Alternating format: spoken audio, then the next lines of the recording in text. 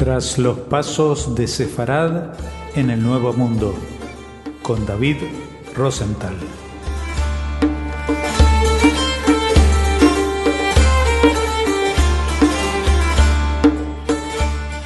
Hola oyentes de Radio Sefarad, es un gusto volver a encontrarnos con David Rosenthal para seguir recorriendo estos pasos, los pasos de Sefarad en el Nuevo Mundo. ¿Qué tal, David? Hola Jorge, muy bien, muchas gracias. Un saludo a todos nuestros oyentes del programa.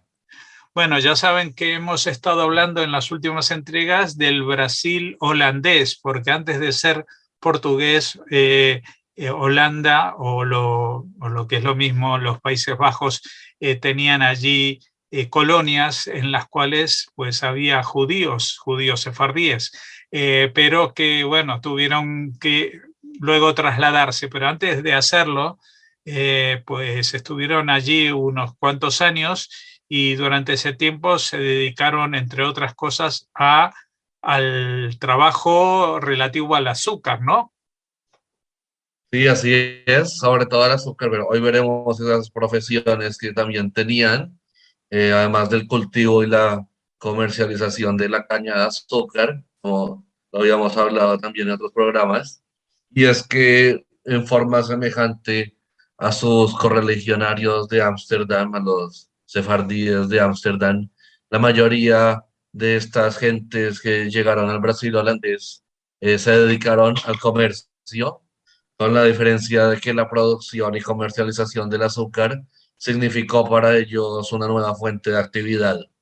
Existe una copiosa documentación sobre la participación de cristianos nuevos en la iniciación del cultivo de la caña de azúcar en el Brasil a comienzos del siglo XVII. Un hombre de ciencias español, Antonio de Campmany de Montpalau, llegó a afirmar en 1779 que la introducción y cultivo de la caña de azúcar en América se debe a los judíos expulsados de Portugal, los que según él la llevaron al Nuevo Mundo en 1549 desde la isla de Madeira.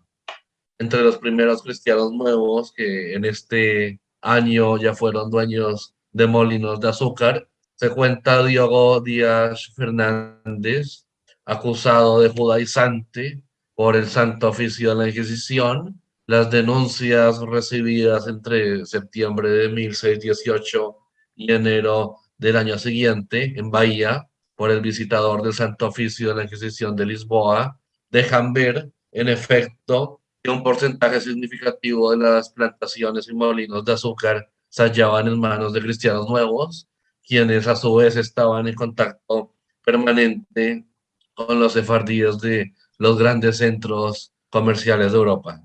La ocupación holandesa del norte de Brasil en 1630 hizo que numerosos terratenientes portugueses abandonaran sus campos, a pesar de que el conde Johan Maurits van Nassau les aseguró plenas garantías para continuar trabajando bajo su protección.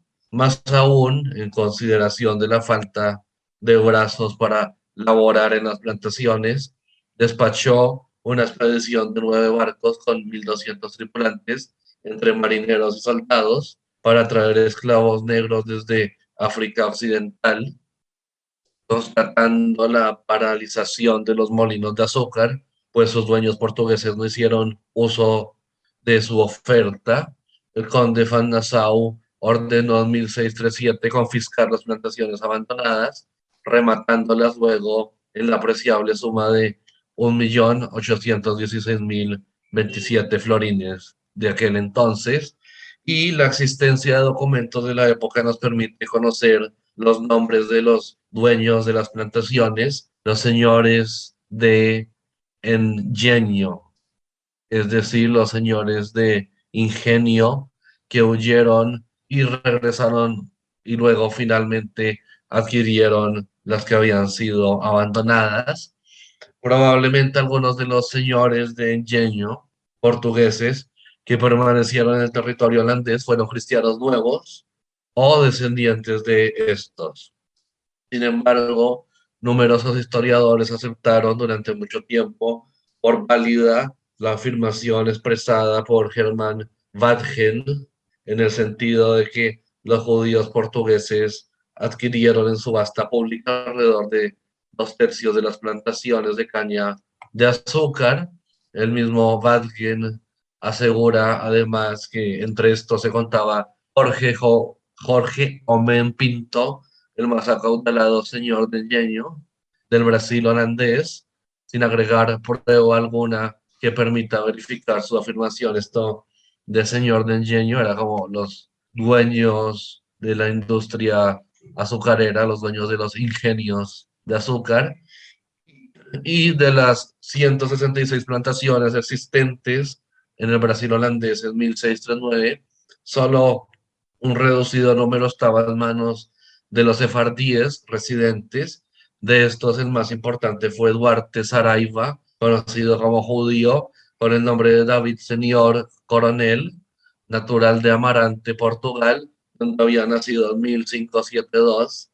Ya se encontraba en Pernambuco en la primera mitad de 1635, año en el que adquirió el ingenio Santa Madalena, el ingenio Santa Madalena, uno de los más famosos y conocidos por entonces.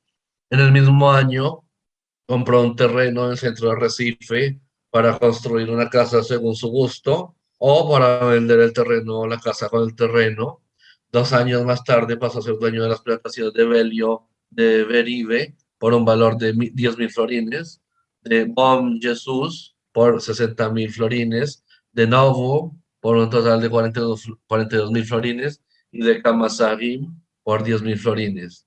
A esta se agrega en 1639 la plantación de São João Salgado y parte del ingenio da Torre en Várzea do Capibaribe, más las tierras del ingenio Camaçari en Jaguatão.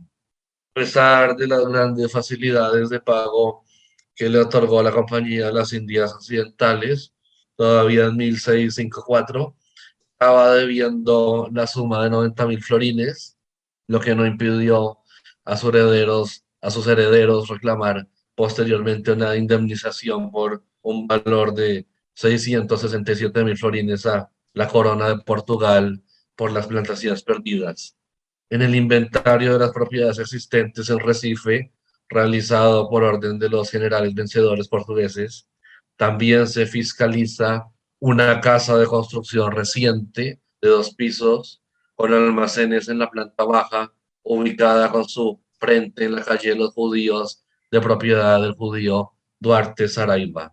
Moisés Navarro fue otro sefardí, uno de los pocos soldados en la tropa holandesa que vino a conquistar la región de Pernambuco, dueño de una plantación de Yurisaca, que compró el 18 de junio de 1637 por 45.000 florines.